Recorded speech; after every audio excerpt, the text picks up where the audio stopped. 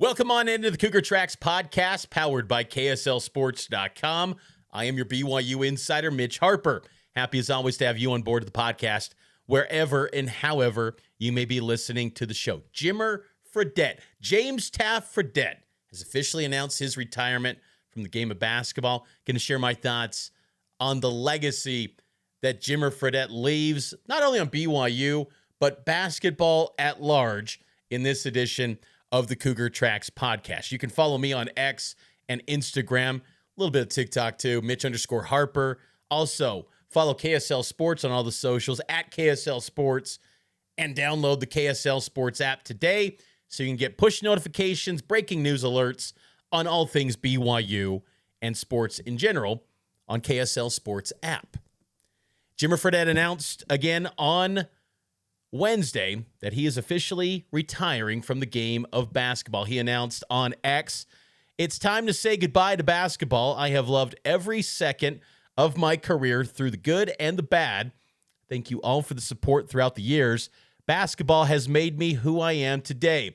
Excited for what is next in my life with my family." That was Jimmer Fredette on X, and he had a video and other commentary on his retirement on Instagram. But not going to lie, when Jimmer announced his retirement today, it was a wave of emotions and memories, rather, more memories, because Jimmer Fredette created a generation of BYU basketball fans. BYU will always be known most likely as a football school, but the basketball fan got created, I believe, during Jimmer Fredette's incredible run at BYU. He played at BYU from 2007 to 2011. Jimmer Fredette finished second all-time in career points scored with 2,599. He holds the record for the most points scored in a game at BYU, 52 points in 2011 against New Mexico. In his career, he had 24 games where he scored 30 points or more. He's second in BYU basketball history in three-pointers made in the NBA or ABA. He knocked down 193 triples in his pro career. Fourth at BYU in field goals made, 838. Third in attempts. He's first all-time at BYU in three-pointers made with 296. He had a career scoring average of 18.7 points per game. He led college basketball in his senior season with 28.7 points. He's eighth all-time in career scoring per game at BYU. He's also sixth in assists, 3.7 assists per game during his time at BYU. An incredible career.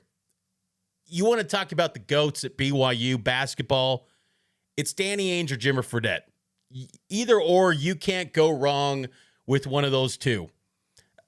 Jimmer, I would still probably lean Danny Ainge slightly, but Jimmer's fascinating because he just had this, his rise took place in kind of this intersection of legacy media and new media colliding at the same time.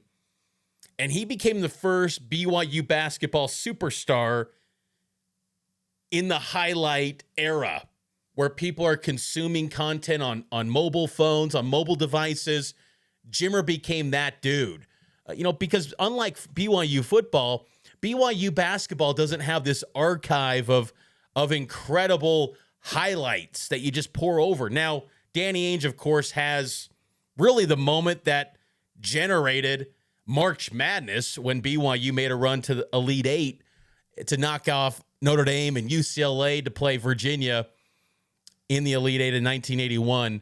But Jimmer is just kind of a cultural phenomenon. Even on Wednesday when he announced his retirement, which didn't come as any surprise considering he suffered that injury in the 3-on-3 Olympics tournament out in Paris last summer, which was so devastating because I thought him and Team USA had a shot to win gold.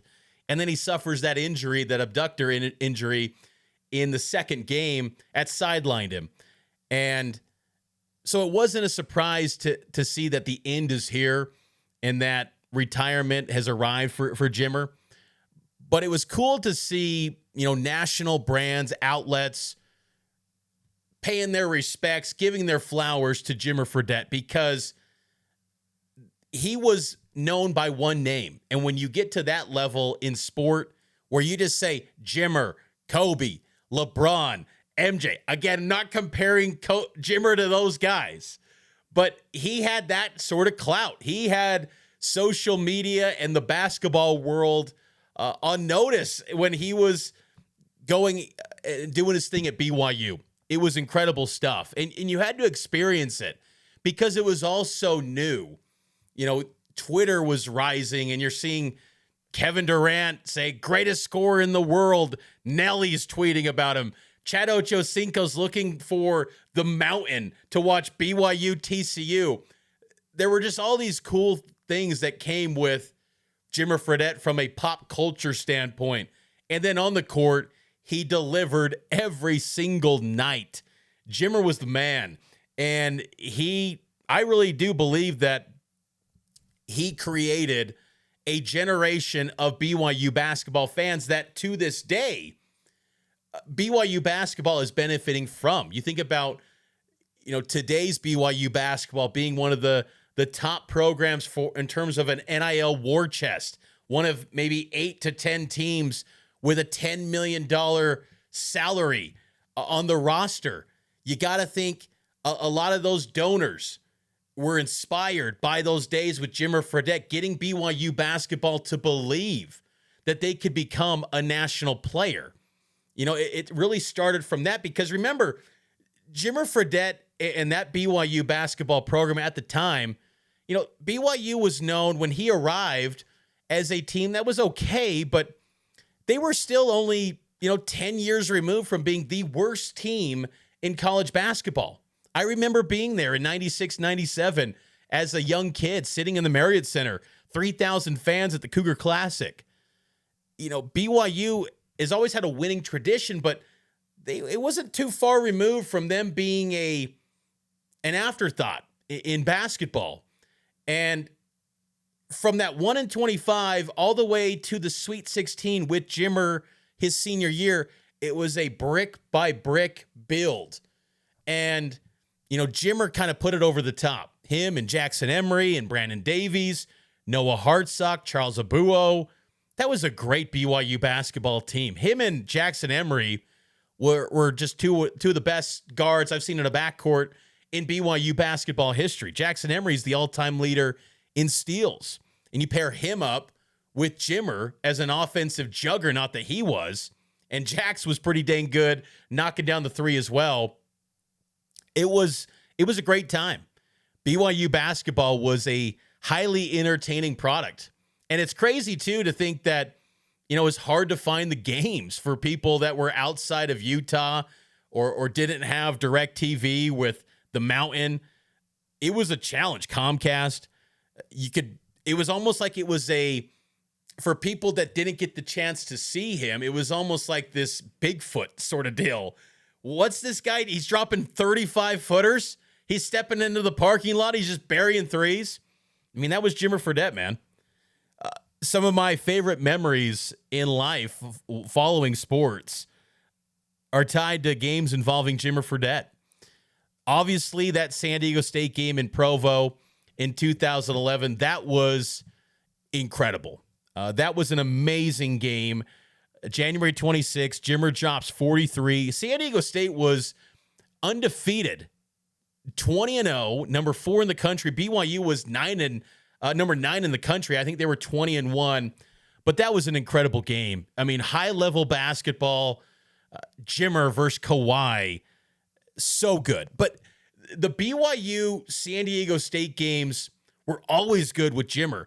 I don't think anyone brings up the game that I always love with Jimmer that kind of felt a little bit like a breakout moment for Fredette. It was his sophomore season. He scored 28 points in 2009 at San Diego State. It was a game where BYU was down 14, and Jimmer dropped 28 on the road against the Aztecs to give BYU a 69-59 win in 2009. That was a huge victory. And that would, to me, I always look at as one of the coming out parties for Jimmer, that he was going to become a BYU superstar. Now, as far as a Jimmer mania and national star, that wasn't the moment there. But as far as being an absolute stud at BYU, that to me was the game. Now, you can also point to the Texas A&M game in the NCAA tournament. He was pretty big time in that one, coming off the bench, giving BYU a huge lift in that game. It's crazy to think that Jimmer didn't start a game his freshman season. I remember thinking that was crazy to me, that he was not starting. And look, who am I to judge Dave Rose? I was just a spectator back then. But I was always, you hear going into his freshman season, there was buzz, and sometimes you get to these summers of the old Richards Building summer practices, you'd hear a little bit of buzz of some of the new guys. And this guy from New York out of Glens Falls, he's a sharpshooter. I remember watching Jimmer Fredette. There was an HBR Net highlight DVD, I believe. He was down to BYU in Siena. And I'm like, who is this guy? Who is this Jimmer Fredette? I probably pronounced it wrong. I didn't have the official name probably back then. But, you hear buzz about this sharpshooting dude in these Richards Building practices, and he never started. It was crazy to me. I'm like, let's get this guy in the game. Let's get this thing going. But the Texas A&M game was big. I think he had 10 points off the bench and put BYU in a position to be competitive, because they were just getting ran off the court against A&M. And then he really became a stud his sophomore year. And like I said, that 28-point game against San Diego State was huge. I think BYU was down big in that one. And then the Arizona game, 49 points his junior season. That, to me, is one of the great performances that I've ever watched in my life in basketball, let alone BYU. It was such an awesome game. Jimmer Fredette was just darn near flawless. The Arizona fans gave a standing ovation to Jimmer.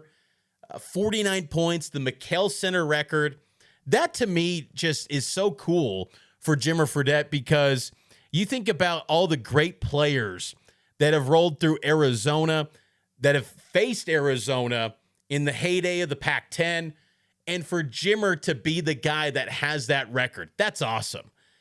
And I know Arizona was pretty bad in that moment. That was the early years of Sean Miller, but still, it's Arizona, and you've got the record in that building, 49 points. At the time, it was the single game record for BYU basketball, which, of course, then Jimmer broke that again with the 52-point performance against New Mexico. That's junior season too. The little wave on the court he's laying down. That was an iconic March Madness performance. Remember too, BYU basketball, again, when I'm talking about the climb, the brick by brick approach for BYU basketball at that time, it had been 17 years since they won an NCAA tournament game. It was just year after year. Well, round of 64, bounce, see you later. BYU gets into the tournament, they're going to get bounced. Just is what it is. BYU, it's going to always lose. 2010, they beat Florida. 10 seed Florida. It took double overtime, but he got it done. Him and Mike Lloyd were huge in that game. They came up short against Kansas State. And that was a bummer too, because had they won that game, took down K-State, which was a really good K-State squad, they would have been playing in the Sweet 16 in Salt Lake City. Oh, that would have been awesome to see Jimmer in Salt Lake in the NCAA tournament. Would have been epic. Because that was the year, too, where I believe K-State got to the Elite Eight. They played Gordon Hayward and Butler had that game against Duke in the national title where Hayward barely misses that long-range three off the rim.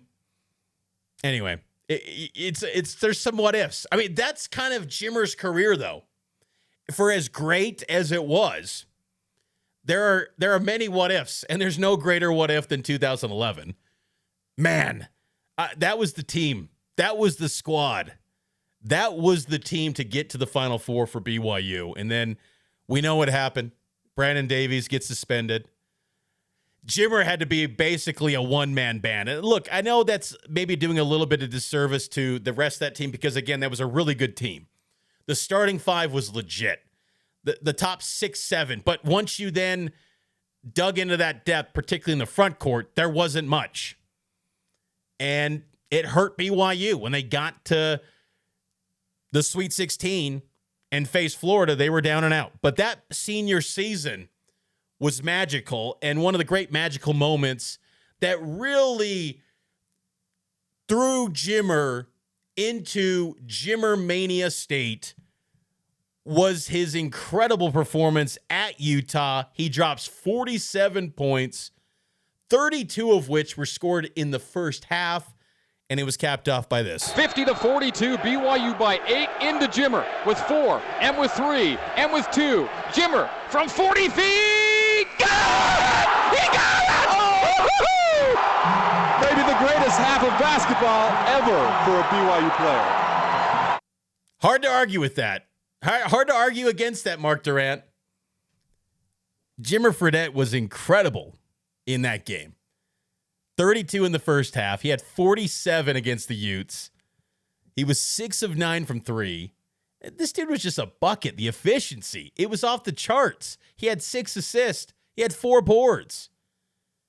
BYU crushed Utah 104-79 in that game. I remember there was a moment where BYU, I think, was up 30. It was about midway through the first half, and I think Dave Rose was ready to just call off the dogs and let Jimmer sit, and then Jimmer sits for, a brief moment, and then, got to put him back in to finish the job completely.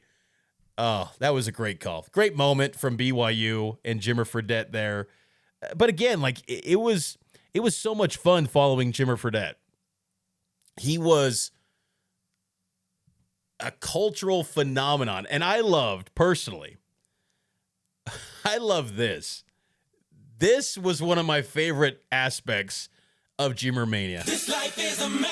Oh, yeah. Here we go. TJ Fredette, man. Just believe that it's easy. You see me leaving your favorite show on the TV. I saw the throne and had to take it. Now just face it, it's breathtaking to do in the sight, and as true as the night. This life is amazing. Oh, man. Inject that into the veins. I need to get my U.S. Polo sweater on and go sing in the Marriott Center after hearing that. Let's hear it a little bit again. This life is amazing. Let's go. This life is amazing. All right. TJ Fredette was the man. Al Fredette, saw him in Vegas at the Mountain West tournament. That was just good times. What's interesting from a personal note too, Jimmer Fredette, it was kind of, it's an interesting, for me, it's a little bit nostalgic because it's from a different time in my life. It was kind of my youth of Jimmer Fredette, young, still figuring out life as a young adult. And a few months later, after Jimmer Fredette was done at BYU, I met my then, still to this day, wife. And life's been different, and I think there's a little bit of a nostalgia piece when it comes to Jimmer. And I think for any millennial, because I'm like Jimmer's age. He's 36. I'm 37. It was just a great time. It was a great time in life. The iPhone just came out. Again, it was just this intersection of the world is rapidly changing. And we can all sense it, but we're all still young and just enjoying life. And it was just a great time. It was so much fun. And Jimmer Fredette created a lot of great memories for, I think, many Cougar fans over the years. And that run to the Sweet 16 was so awesome. BYU knocked off Wofford, and then they knocked off 11 seed Gonzaga. The Gonzaga game, everyone thought BYU's going to fall. No Brandon Davies, Gonzaga, they were still Cinderella. They were still that Cinderella darling, but they had a far better proven track record of postseason success, unlike BYU. And Jimmer just did his thing, man. 34 points. He rises up inside the Pepsi Center, Sports Illustrated cover. That was awesome. I remember being at the Provo Airport when the team got home. I wasn't in Denver. And just surreal. You see Jimmer Fredette, this squad, they got to the Sweet 16. Like BYU got to the Sweet 16. And for many years, up until this past season, you thought BYU only gets to the Sweet 16 when they have the best player in the country, Danny Ainge, Jimmer Fredette. And you just think, how's it going to continue? How are they going to get back to this level and follow up the Jimmer Fredette years? They then fell to Florida. Jimmer had 38. Or 32, 38 in the Florida game in 2010. They fall in New Orleans. I remember that Gus Johnson was on the call for that one. Len Elmore was, in my opinion, bringing down the vibes of the call, personally. I thought Len Elmore was a little bit more skeptical of Jimmer. Like, how dare you talk bad on the Jimmer? But Gus Johnson, some rising fires with Jimmer, that's all-timer stuff. So it was an incredible career for Jimmer Fredette. And again, I think my colleague Matt Biamonte hit it best on X. He's just a great ambassador for BYU. I think he goes about it the right way. Good dude, good family man. Jimmer's a stud. And I wish that it worked out better in the NBA for Jimmer Fredette. I really do. Jimmer, think about too, he was the Naismith Award winner, the best basketball player in the country that senior season. It was him or Kemba Walker. Who's the best player? Jimmer versus Kemba. It was all-time stuff. It was a great run. And I still to this day wish we could have saw that matchup in the national title. Because that UConn Butler game was terrible. It was awful. Terrible. Jimmer, Brandon Davies in the Final Four against UConn and Kemba. That would have been epic. His NBA career got off to a difficult start. And look, it might sound like that's revisionist history, but the NBA lockout didn't help the cause. Paul Westphal, the coach of the Sacramento Kings, who believed in Jimmer, and I believe was going to let Jimmer be Jimmer. And what that means is being a ball-dominant guy. It's not this spot-up J.J. Redick stuff. I always hated that comparison because that wasn't Jimmer. He's not the spot-up shooter type. He's not J.J. Redick. When people would say he's J.J. Redick, I'm like, you clearly have not watched the man. He's got to have the ball in his hands. And I believe Paul Westphal was going to let him do that. But then he gets fired. Keith Smart comes in. And the emergence of Isaiah Thomas, the late second-round pick, they just rolled with him. And Jimmer in Sacramento did not work at all. And it's a shame because I thought Jimmer was gonna have a role in the NBA in some capacity. He was also with the Chicago Bulls. He had a brief moment with the New York Knicks. And I'm saying, hey, Kurt Rambis, play the man. Play the man. Let him play. You guys are playing for nothing. The Knicks are terrible. Let him play. Oh, man. There was a brief moment with the Spurs. You're thinking, okay, Pop's going to get him right. He doesn't make it to the season. The Pelicans. It was difficult stretches there in the NBA. And then there was that season when he was with the Suns. Kevin Young wasn't on the staff. Devin Booker was there, though. And there was that game in Salt Lake where Jimmer is just firing him up. And Book, I think, had close to 70 points, I think. I can't remember what it was. Maybe 60 piece. But Jimmer is rising and firing. The Delta Center was wanting more Jimmer Fredette. Crazy. I'm convinced if Jimmer Fredette starts playing church basketball, I'm going to be tuning into some stream watching Jimmer Fredette in regionals. And I'll be writing about it. It's Jimmer Fredette, man. I was watching Westchester Knicks action. I was watching Shanghai Sharks basketball, Panathinaikos Euro basketball. That's Jimmer Fredette, though. Look, I was even fired up about the basketball tournament. That run that Jimmer had in TBT, that was a blast. And they even put together Team Fredette in Salt Lake, but there was no Jimmer, and it's like, I know it says Team Fredette, but we got to have the Jimmer playing to get the people through the turnstiles. I watched 3-on-3 basketball, the Olympics. It's Jimmer Fredette. That's the power of the Jimmer. He has that effect on people, but Jimmer Fredette is an all-time great, and because his NBA career did not pan out and people will say he was a bust and things like that, still, you can't deny this guy was a bucket. Even in the NBA, he had a game where he's going off for 24 in Madison Square Garden with the Sacramento Kings. I thought that was great because Glens Falls, New York dude at MSG getting buckets. That was awesome. It was epic. And Jimmer Fredette brought great memories to a lot of people. A lot of great memories. His game was so much fun to watch, his style of play. And you see today the impact of the three-point shot. I don't want to say it was because of Jimmer, but his range was endless. And guys like Steph Curry took it to an even higher level, clearly. But it's always fun when you see on social media some people saying, Jimmer was Steph before Steph sort of thing.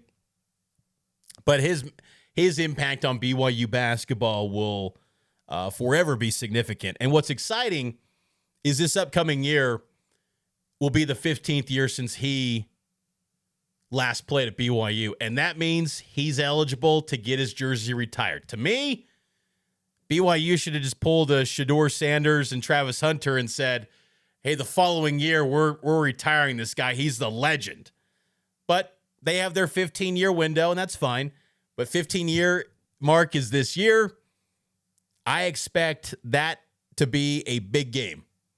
Bring back Jimmer Fredette, roll out the blue carpet, all the royal treatment for Jimmer Fredette, and give that man his night and hang his jersey up in the rafters at the Marriott Center because it's well-deserved. He'd join Kosic, Danny Ainge, Roland Minson, Mel Hutchins, Jimmer Fredette, an all-timer, a legend, and it's going to be a guy that his basketball career always going to look at in high regard, and the fun that he provided watching the game of basketball. All-timer stuff. Wish him and his family nothing but the best in retirement. I'm curious to see what his next move is. Is it broadcasting? He's been dabbling a little bit with that. He'd be great at it. Great communicator, great voice. I think he'd do a really great job as analysis. I think he'd be really good at that. But an all-time legend, calling it a career, Jimmer Fredette, retired after 15 years away from BYU basketball.